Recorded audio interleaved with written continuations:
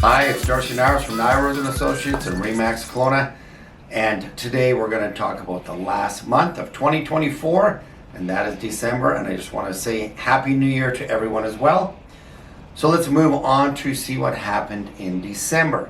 We'll start out with the single-family home category, and we had 1,178 listings in December with 125 single-family homes sell.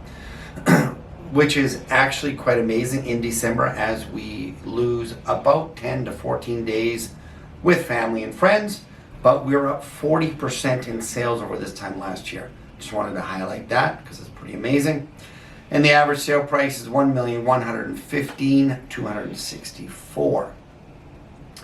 For townhomes, we saw a total of 329 active listings, and we saw 40 townhomes sell in December. And again, I just want to point out that that is 38% above this time last year.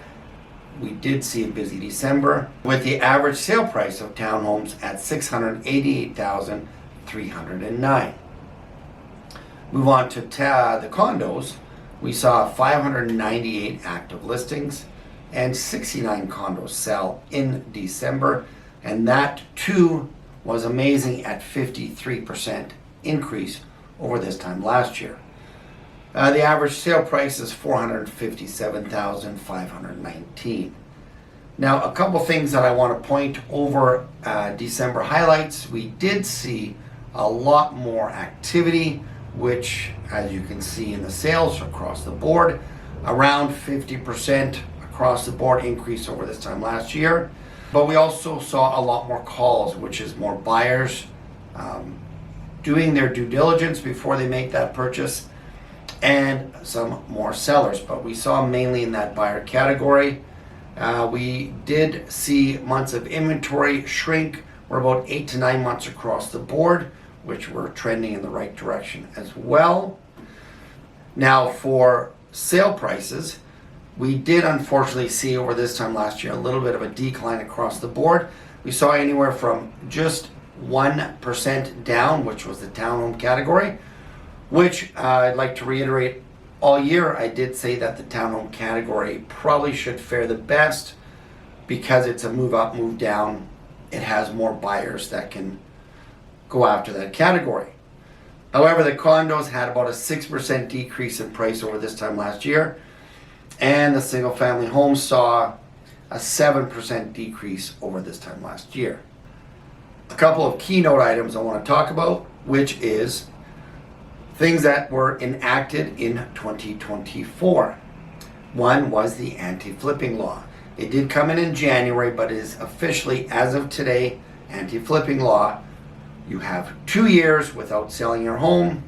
You get charged 20% if you sell it within the first 2 years of your purchase.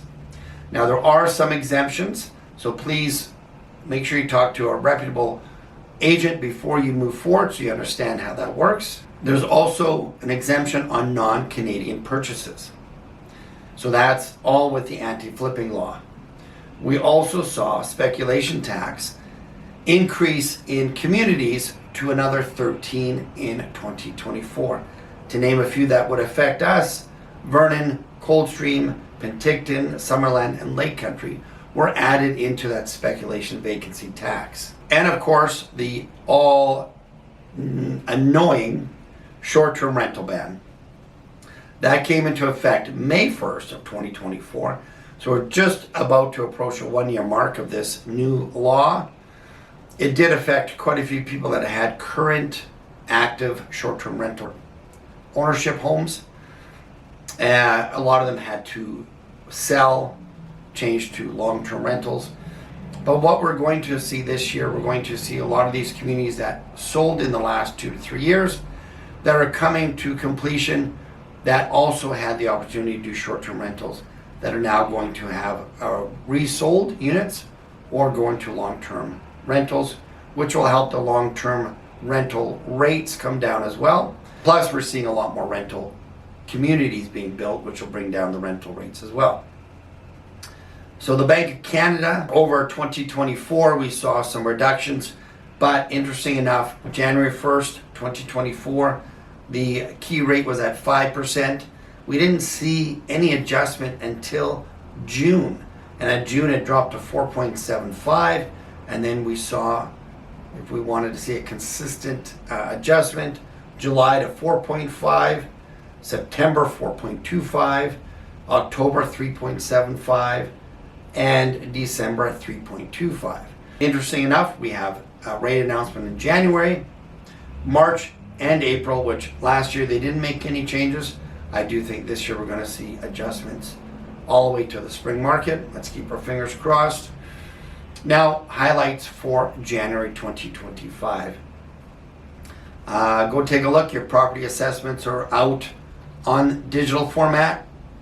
We did have a postal strike, so you may not see your hard copy yet, but if you want to take a look, I did take a look at some of them. Some have gone down, some have stayed, some have gone up, so it's very interesting to see. Interesting to see what happened with your home. We are seeing more confidence in the market going into 2025, which will result in a more buoyant market moving into 2025. And we do have a federal election at the end of this year. It'll be on or before October 20th, 2025. So it'll be interesting to see how that plays out. So everyone, I look forward to an amazing 2025. If you're looking to buy or sell real estate, please call Nyrose and Associates at 250-258-9888.